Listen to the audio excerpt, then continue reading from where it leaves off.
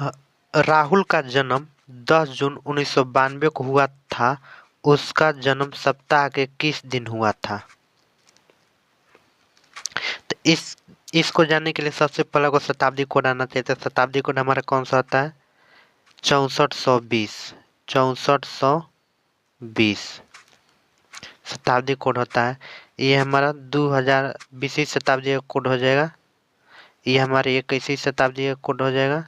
ये हमारा 22वीं शताब्दी का कोड हो जाएगा।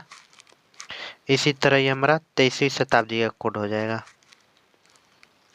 ये हमारा 16वीं शताब्दी का कोड हो जाएगा। ये हमारा 17वीं शताब्दी का कोड हो जाएगा। ये हमारा 18वीं शताब्दी का कोड हो जाएगा। ये हमारा 19वीं शताब्दी का कोड हो जाएगा। इसी तरह आइएगा तो ये हमारा 12वीं शताब्दी का कोड हो जाएगा। 13वीं शताब्दी का कोड हो जाएगा। 14वीं शताब्दी का कोड हो जाएगा। ये हमारा 15वीं शताब्दी का कोड हो जाएगा। और माह का कोड हो जाएगा 033 614 625 035। तो ये हमारा जनवरी का हो जाएगा। ये हमारा फरवरी हो जाएगा। ये मार्च हो जाएगा। मार्च, अप्रैल, मई, जून, जुलाई, अगस्त, सितंबर, अक्टूबर, नवंबर, दिसंबर का कोड हो जाएगा। यानी कि माह कोड है। तो प्रश्न को सोल्व कैसे करेंगे? हमारा माह कोड हो गया। ये हमारा शताब्दी कोड होगा। तो प्रश्न को सोल्व करने के लिए सबसे पहले जो तारीख दिया है क्वेश्चन में उसको लिख लेंगे। तो 10 तारीख दिया तो तारीख 10 लिख लिए, प्लस इसके आगे जून दिया है तो जनवरी, फरवरी, मार्च, अप्रैल, मई, जून। तो जून का कोड हमारा हो गया 4।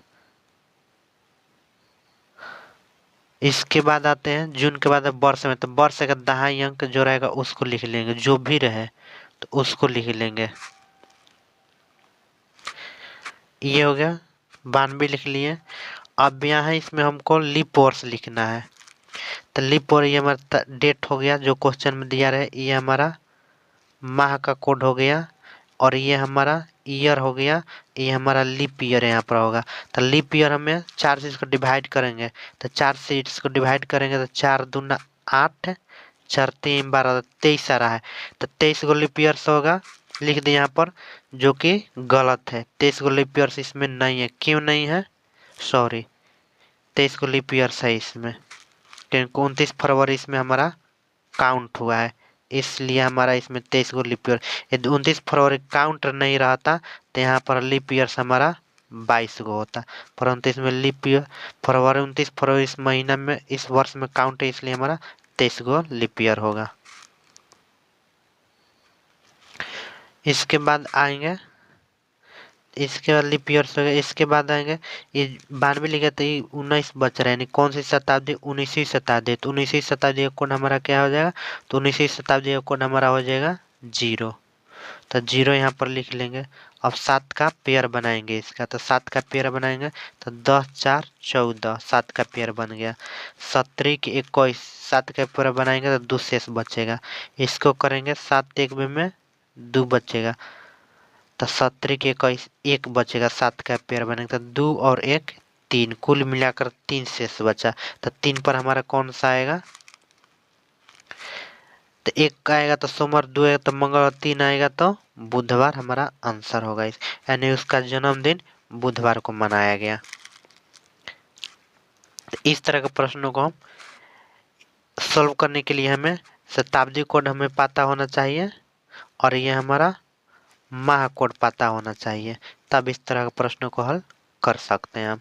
यदि 1 शेष आएगा तो मंडे होगा, 2 शेष आएगा तो ट्यूसडे होगा, 3 शेष आएगा तो थर्सडे वेडनेसडे होगा, 4 शेष आएगा तो थर्सडे होगा, 5 शेष आएगा तो फ्राइडे होगा और 6 शेष आएगा तो सैटरडे होगा और कुछ भी शेष नहीं है, 0 शेष आएगा, यानी 7 का पेयर पूरा पूरा बन जाएगा तो आंसर हमारा संडे होगा।